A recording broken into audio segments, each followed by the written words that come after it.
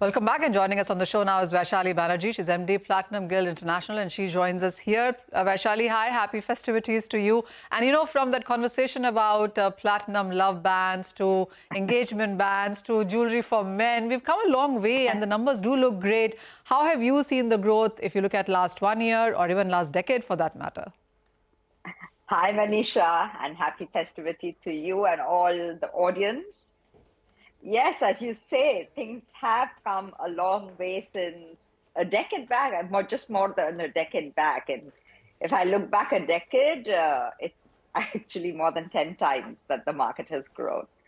But if we look at last year, retail sales were up around 26%. If I look at till date, you know, this year has not been consistent right through across, but there have been, you know, months which have been very good and months which have been all right. But at an overall level, we are seeing about anything between 20 to 25% growth till date. So while it's been erratic, it's been an overall growth year. So that's been really positive. 20 to 25% is not that every sector can boast about. So those definitely are stronger numbers there. But, you know, has the price correction also helped? Because when you look at the platinum prices versus the gold prices, I'm assuming that has been yet another added impetus. You're absolutely right. Because what it does is it makes it a very consumer-friendly price. So you get such a precious and such a rare metal, and you get it at a great consumer price. So conversions is really good. We've been able to extend the range to address younger people who have, a smaller outlay per piece. But the range is available to them as well because platinum engages with the young. So you now have 20 to 25 buying platinum as well, which is great because it's an entry into precious jewelry. And they have high affinity with the metal. And we may not have been able to give them a significant piece of jewelry at that price point if the metal prices weren't, beneficial. Vaishali, would you say that the awareness about platinum is strong in the markets now? What kind of geographies do you see which are doing better when it comes to this metal? So,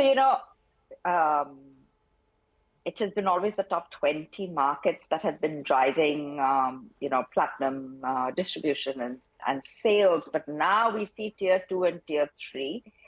In fact, I must share some numbers. 35% of our distribution comes from tier 2, and already 15% of the distribution comes from tier 3.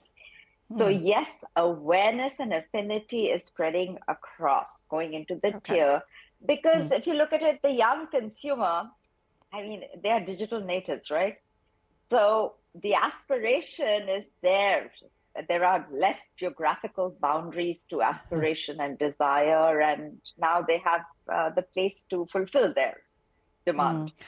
Vaishali, also, what are your partnerships in India looking like now? What are the latest trends? So we have very strong partnerships. We partner with the organized retail. We have very strong manufacturing partners. And what we have seen, distribution is growing. We're close to 2,000 doors already. And point of sale per door is increasing. So that's another new thing that, platinum has a zone and a place in the diamond section, but it also has it in the gold section. So multiple points of sale. So it's looking good. Okay. And we partner with the chains, and the chains are expanding aggressively. So platinum also expands on the back of their expansion.